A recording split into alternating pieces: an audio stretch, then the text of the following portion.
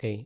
Regarding aning may mga overpayment, pag makita kag na sa payment na ay 1.84, nata diri sa ano ha, sa all sales, i-click na ko ni siya mo niya magawas. Then, i-click na ko ang last week.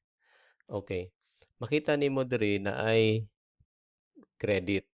Ibig sabihin, overpayment siya kay ang iyahang bayranan is only 50,168.16. Kaya lang, ang iyang gibayaran is 50,170. So, unsa tong buhaton para musakto siya diri sa kay na excess na 184. I-adjust na to ang invoice.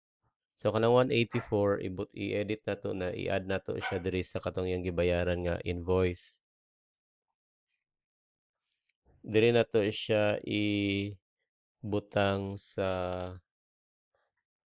other charges na lang maghimo taglain diri. Ibutang lang siya sa other charges. Ana ha. So, ibutang lang diri 184. Okay?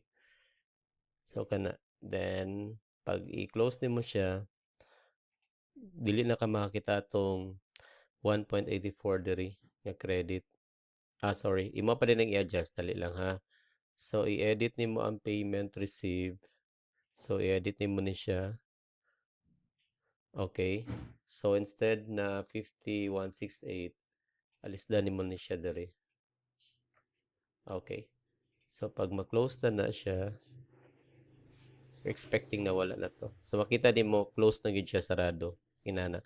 Kaya kung na mga butal-butal na mga payment or excess payment or underpayment, dili ma-close, dili mo gawas nga paid ang invoice at the same time, dili mo gawas nga closed ang status diri sa payment. I hope you understand. Okay?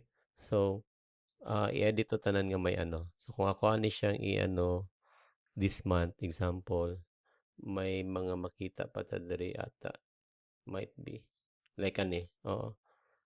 So, paki-adjust ni sila kaning may mga credit, mga overpayment para masarado ni sila. Also this one. Okay? Also this. And this. Daghan siya. Paki-edit lang. Thank you.